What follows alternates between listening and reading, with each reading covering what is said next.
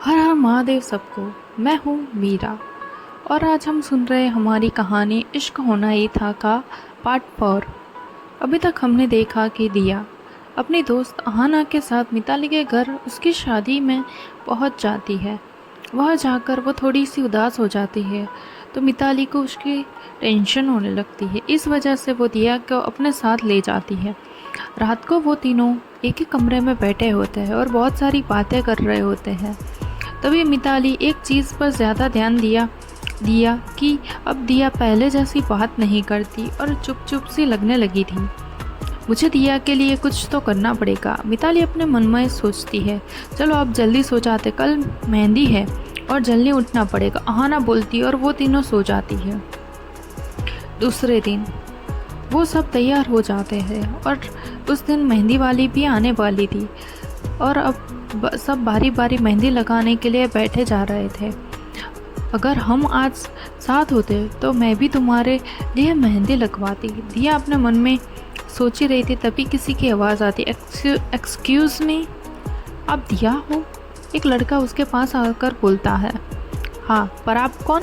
दिया आश्चर्य के साथ उस लड़के को पूछती है। वो लड़का दिखने में एकदम सीधा साधा था, उसके कहीं तो उसे देखा था और दिया ये सब सोच ही रही होती है। तब वो लड़का बोलता है, मैं मिताली का भाई हूँ और मिताली ने तुम्हें बुलाया है। दिया वहाँ से उठकर मिताली के पास चली जाती है। दिया मिताली के सामने आकर बोलती है, हाँ बोलो, क्या हुआ? थोड़ी देर में मेहंदी पूरी हो जाएगी, फिर तुम भी मेहंदी लगवा लो, मिताली बोलती है। मिताली के बाद दिया मेहंदी लगवाने के लिए बैठ जाती है। दिया को पहले से ही मेहंदी लगवाना बहुत ही पसंद था। तभी उससे कुछ पुरानी बातें याद आने लगती, जिस समय पर वो अपने प्यार के साथ थी। उसके हाथ में मेहंदी लगी थी और उसे देखकर वो बोलता है कि तुम्हारी मेहंदी का रंग तो गहरा ही आने वाला है, क्योंकि मैं तुमसे बहुत प्यार करता हूँ। दिया जो पहले ही याद में होती है, उसे नहीं पता था कि कोई दूर कब से बस उसे ही देखे जा रहा है। आपकी मेहंदी हो गई, मेहंदी लगाने वाली लड़की बोलती है। दिया यहाँ आओ। मिताली के कहने पर दिया उसके पास जाकर खड़ी हो जाती है। मुझे पानी पीना है, दिया बोलती है। अरे पर सबके हाथों में तो मेहंदी लगी है, तो मैं किसे बोलूँ? तभी एक लड़का जो वहीं से जा रहा था, तो मिताली बोलती, अक्षत, ओ अक्षत, तुम यहाँ आओ ना। तो अक्षत उसके पास आ जाता। हाँ बोलो मिताली, अक्षत बोलता है। पर अक्षत बार बार दिया के सामने देखे जा रहा था। मुझे और दिया को पानी पीना है और हमारे हाथों में तो मेहंदी लगी है, तुम क्या हमारी हेल्प कर सकते हो? मिताली बोलती है। अक्षत थोड़ी देर में 2 ग्लास पानी लेकर आता है। पहले वो मिताली को पानी पिलाता है और फिर दूसरा ग्लास दिया के सामने रखता है। तुझे ही पिलाना पड़ेगा, उसके हाथ में भी तो मेहंदी लगी है, अक्षत के सामने देखकर मिताली बोलती है। दिया ये सुनकर मिताली के सामने देखने लगती है और वो भी जानती थी कि मिताली सही बोल रही है। अक्षत दिया को पानी पिलाने लगता है। तभी दोनों की नज़रें एक दूसरे से मिलती हैं। अक्षत जो मिताली के चाचा का बेटा था और अब अक्षत मिताली के घर आया था, तब उसने दिया को पहली बार देखा था। देखते ही वो दिया को पसंद करने लगता है। अक्षत जब अपनी बात मिताली को कहता है कि वो दिया को पसंद करने लगा है, तब मिताली उसे बताती है कि वो पहले से ही किसी के साथ है। ये सुनकर अक्षत का दिल तो टूट जाता है। मिताली सारी बातें अक्षत को बताती है और उसे बताती है कि किस तरह अब मिताली उसे दिया के साथ देखना चाहती है। ये सुनकर अक्षत खुश हो जाता है, क्योंकि अक्षत अभी भी दिया को बहुत पसंद करता था। मैं चाहती हूँ कि तुम दिया से बात करो और उसे अपने दिल की बात बताओ। हाँ, मैं अपनी पूरी कोशिश करूँगा उसे खुश रख सकूँ।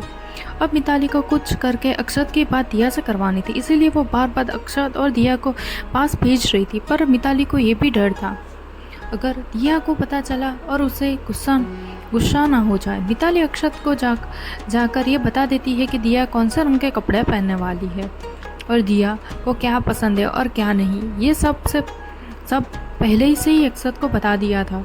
अक्षत जो बार बार दिया को ही देख रहा था, उसके साथ बात करने की कोशिश भी कर रहा था। मिताली अक्षत के पास आती, सुनो, कल हल्दी है और तुम्हें याद है ना क्या करना है? मिताली स्माइल करके बोलती, हाँ मुझे अच्छी तरह से याद है।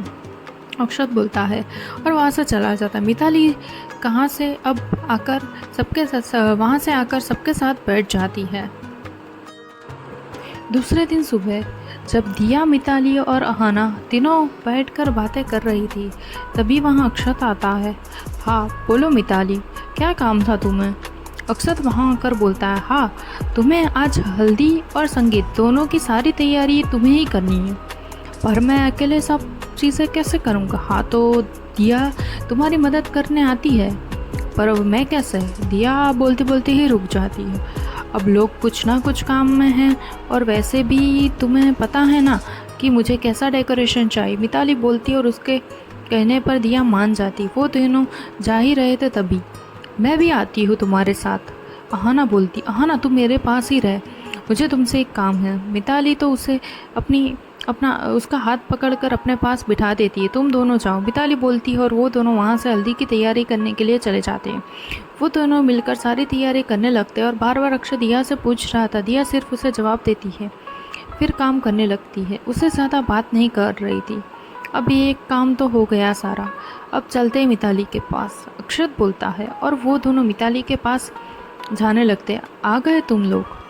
मिताली सामने आ रहे दिया और अक्षत को देखकर बोलती है, हाँ, और हल्दी की सारी तैयारियां भी हो गई। हाँ तो अब हम तीनों तैयार हो जाओ, मिताली बोलती है। वो तीनों तैयार होने के लिए चले जाते हैं। अब सभी लोग तैयार होकर थोड़ी देर बाद आ जाते हैं। आज सबने पीले रंग के कपड़े पहने हैं और आज सब बहुत ही अच्छे लग रहे थे। तभी अक्षत आता है और सिर्फ उसने ही आज सफ़ेद रंग का कुर्ता और जीन्स पहना था। तुमने क्यों ये पहना है? मिताली अक्षत के कान में धीरे से बोलती है, मेरे पास पीले रंग का कुर्ता था, पर पता नहीं क्यों अभी मिल नहीं रहा मुझे। कोई बात नहीं, मिताली बोलती है। वो लोग सब मिताली को पार्लर छोड़कर मिताली के भाई बहनों के साथ नितिन के घर जाने वाले थे। वहाँ नितिन को हल्दी लगाने के बाद अपने घर के कुछ लोग हल्दी लेकर मिताली के लिए लेकर आने वाले थे।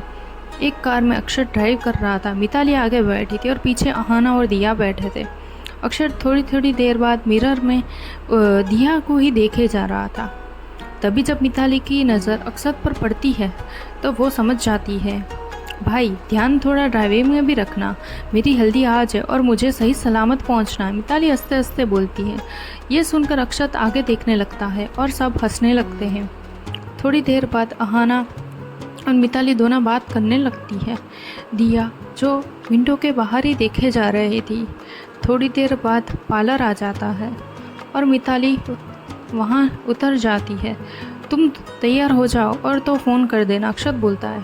हाँ, और तुम और दिया मुझे नितिन के घर जाने से पहले उसकी तस्वीरें भेज देना। मिताली दिया के सामने देखकर बोलती है। दिया भी हाँ में इशारा करती है। फिर मिताली पार्लर में जाती है और वो तीनों नितिन के घर जाने के लिए निकल जाते हैं। अक्षत और अहाना बात करने लगते हैं। वो दिया से बात करना चाहता था, पर वो बाहर देख रही थी। वहाँ जाकर पहले वो नितिन से मिलते हैं और उससे हल्दी लगाते हैं। दिया जल्दी जल्दी से कुछ फ़ोटोज़ खींच लेती है और जल्दी से मिताली को भेज देती है। तभी थोड़ी देर बाद मिताली का फ़ोन आता है। मुझे तैयार होने में बस 10 मिनट लगेंगी, तो तुम जल्दी से यहाँ पर आ जाओ। अक्षत मिताली को जल्दी आने के लिए बोलता है और वो दिया को ढूंढने लगता है। जैसे ही उसे दिया दिखती है तो वो सीधा दिया के पास चला जाता है। दिया, अब हमें निकलना है, मिताली का फ़ोन आया था, वो 10 मिनट में तैयार हो जाएगी। तो बाकी सब लोग कब आएंगे? दिया कहती है, ये लोग सभी साथ में आ जाएंगे, हम घर जाकर सारी तैयारियां कर देते हैं। मिताली के लिए हल्दी लेकर कौन आने वाला है? दिया बोलती है, नितिन जीजू के भाई और उसकी भाभी आने वाले हैं। हाँ तो मैं अहाना को बुला कर आती हूँ। अगर अहाना भी साथ में आई तो वो मुझे दिया से बात नहीं करने देगी और वो खुद ही पोल करती है। इतना सारा क्यों बोलती है वो लड़की? अक्षत अपने मन में सोच ही रहा था।